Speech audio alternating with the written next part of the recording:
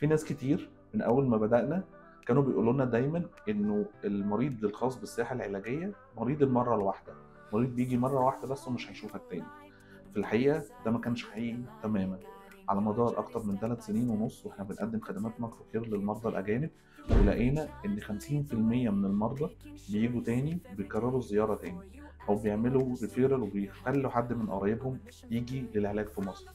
ده تجربه حصلت بالفعل على مدار ال3 سنين، واللي بيخليهم يجوا تاني هي الثقة اللي بتتولد عند المريض.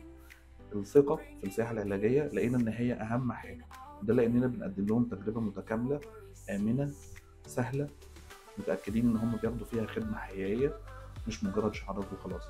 إحنا بنأكد دايما إن المريض لما بيجي لنا مصر ومعاه خطته العلاجية مطمن إن هو هيجي يلاقي اللي وعدناه بيه.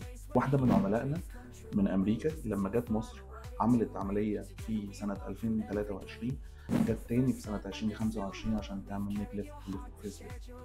الحقيقة إن الثقة اللي بتتبني بين المريض وبين الفاسيليتيتور وميسر الخدمات الطبية هي ثقة لا تقدر بثمن، ودايما بنجتهد إن احنا نكون قدها.